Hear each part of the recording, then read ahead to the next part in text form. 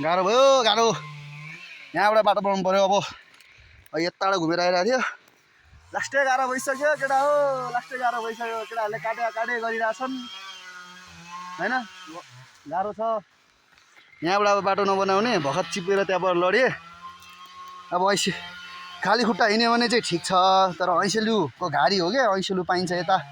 ऐसेलुले टोक्रा भन्ने पिर, चप्पल खोलेर हिँड्दा चप्पल नखोली हिँडौँ चिप्लेको पिर। बल्ल बल्ल आज घाम आएको छ। हिजो पनि दिनभरि बसाइ भयो। यताबाट बाटो पन्छाउन लाउनु पर्यो। अङ्कल यता बाटो बनाउनु पर्ला जस्तो छ, यस्तो सिधा त्यहाँ उक्लिनु भन्दा यहाँबाट सिधा अलि छिटो हुने रहेछ क्या। बनाउनु त बनाउनु, म र सालो बोक्दै गर्छौँ, हुन्छ ल। यो पन्छ्याएर बनाउनु पर्यो बाटो। कहाँ सक्नु हौ यसरी त आमा।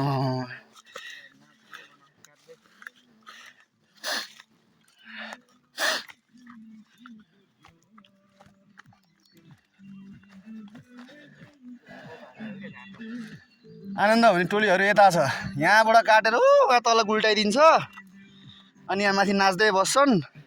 हामी उहाँ तलबाट आउनुपर्छ। यो मुढाबिडले कतिखेर गुल्टेर उहीँ पुग्छ। यहाँ काटेको रुख उहाँ पुऱ्याइसक्यो। अब च्याप्प पक्रेर उकालै तान्नु नि। दुईजना मिलेर ढल्लो ढल्लो च्याप समाएर उकालो तानिहाल्ने कि फिल्ली।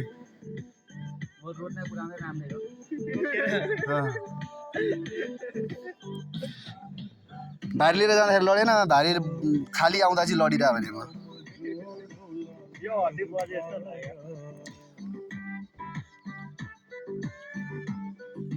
जाउँ ल, जाउँ तल। कम्तीमा पनि 3टासम्म लगेपछि अनि बिसाउँ क्या एकछिन। 3टासम्म त लगौँ न, ठुल्ठुलो चाहिँ बोकेर सिधै हालौँ क्या। सानो त बिस्तारै बिस्तारै बोक्दा भइहाल्छ नि। 2टा 3टासम्म बोकिन्छ। के भयो मोबिल सक्यो? फाल्दै तलतिर खोल्सातिर। भारी बोकेर कस्तो लाग्यो थियो भन अस्ति? हामीलाई जतिको आनन्द कसलाई छ हौ भन्ने केटाहरू छ पछाडि। बाजेले चाहिँ बोक्नै सक्दैनन्, इत्रु इत्रु बोक्छन् होइन बाजे? अलिक सानो सानो बोकिन्छ होइन? बुढेसकाल लागिया छ। बुढेसकाल लाग्यो, के गर्नु? बुढेसकाल लागेपछि आँगन मुनि परदेश हुन्छ बाबु हो। हिजो राति त मजा आएको थियो पूर्वेली गानामा नाच्नलाई।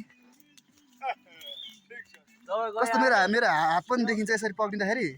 पक्रे हात कोही माथि मोबाइल छ, तल म छु। हेरौँ त।